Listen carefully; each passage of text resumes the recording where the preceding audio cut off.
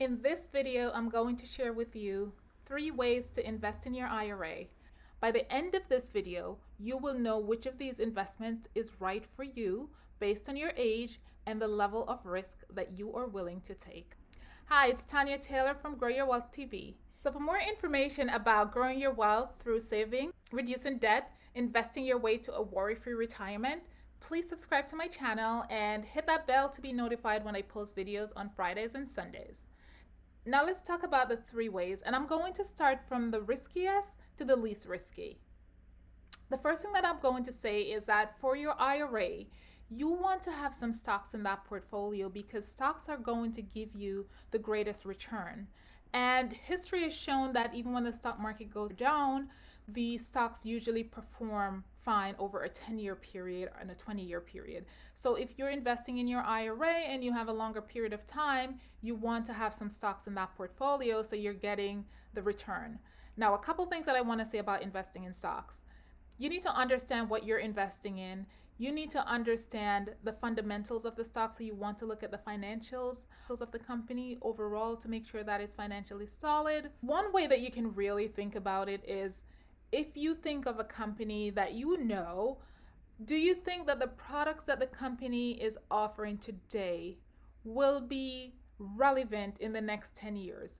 Do you foresee this company being around in the next 10 years? So you're going to think about the competitive advantage of the company, you think about management, and then you look at some of the different ratios. And once you get comfortable with investing in stocks, then you definitely want to have some high quality companies in your portfolio, not companies that you're going to be worrying constantly about whether or not stock price is going to crash and it's never going to recover, because in that case you're actually not trying to get the best return.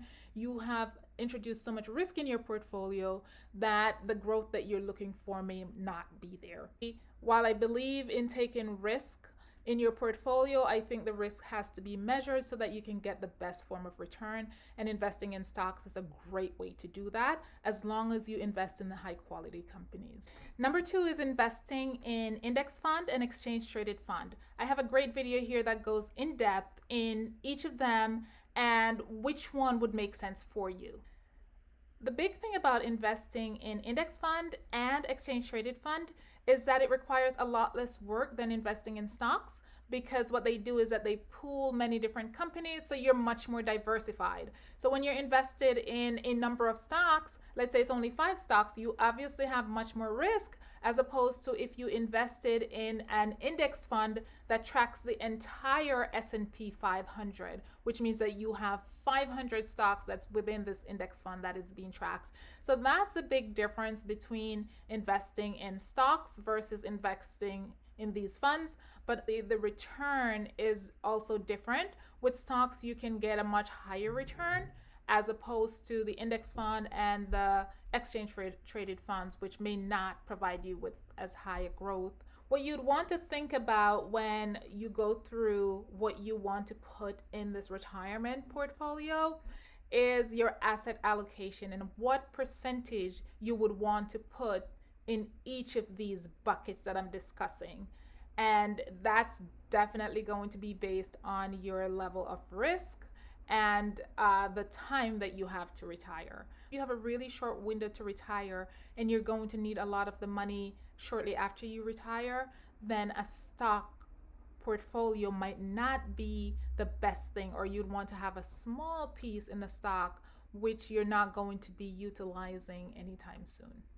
Now, the third thing is target date fund. You'll also hear it referred to as life cycle fund. It means the same thing. What distinguishes this fund from an exchange traded fund or an index fund is that instead of investing in one fund, you're taking a fund that's made up of 3 or 4 investment funds. And this target date funds picks a blend of investment for you based on your retirement age. So the target date fund always have a year in it. Let's say someone is retiring in 2040.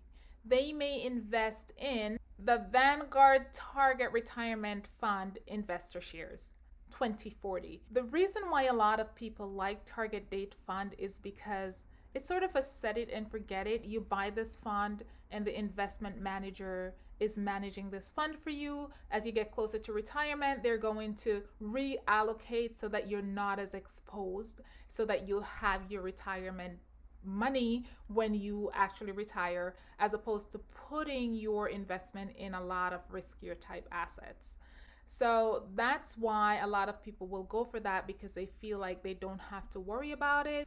One of the things that you do want to know about target date fund, though, is that if it has 4 mutual funds inside of that fund, you're paying a fee on each of these funds, and you're paying a fee on the target date fund as well. So it can really eat into your investment. It's one of the drawbacks of the target date fund.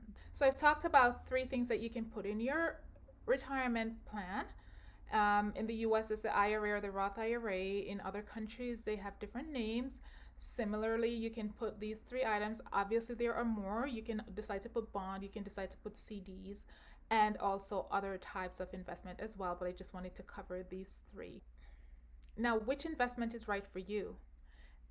It's going to all depend on your level of comfort. Someone who is 30 may decide they're going to put 70% of their investment in the stock market, and they will buy some exchange traded funds and index funds and won't even be bothered with a target date fund for now. Whereas someone who is on a much more conservative side, who is also 30-year-old, might decide that they're going to put much less in the stock market because they get panicked if they hear of the stock market going up and down. And if you're that type of person, then maybe investing in stock is not for you. You may also feel like you don't want to do the work to invest in stocks. So even though you might get a better return, it's not worthwhile for you to do the work. So it's going to really come down to your preference and what you're comfortable with, and then also your long-term goal, because at the end of the day, it always comes back to your long-term goal. What do you want your number to look like at the end of X period? And you're going to work towards that, and you're going to allocate in your portfolio and obviously adjust as you go along to figure out how you're going to get to that number. And within that allocation, you're going to determine how those 3 different investment types are going to make up your portfolio. What do you currently have in your IRA? And are you thinking of switching to something else? How much do you know about stocks or target date fund or index fund? And do you even know what is in your portfolio if it's managed by someone else? So one of the things that you want to do is, if your IRA or your Roth IRA, or if you're in another country, your retirement account is managed by someone else, you want to go in and take a look to see how it's being managed and what's included, because a lot of times people do not pay attention to that. And one of the things that I talk about in a number of my videos is that there are a lot of fees associated with funds, especially mutual funds and target date funds. So for example, for target date funds, you're paying a fee for someone managing that target date fund, but for each of the mutual fund that's inside of the target date fund, there's also a fee associated with that. So it can really eat away at how much you're saving. So have a look at your portfolio, see if you're comfortable with it. And if you're not comfortable with it, think about how you would want to change that. And if you're managing it on your own, think about whether or not you'd want to put some stocks in it if there are no stocks already in it, but make sure that you do your research. If you found this content helpful, don't forget to subscribe and hit the notification bell so you can be notified of new contents. I will continue to share lots of really useful contents that's going to help you to increase your wealth and retire worry-free.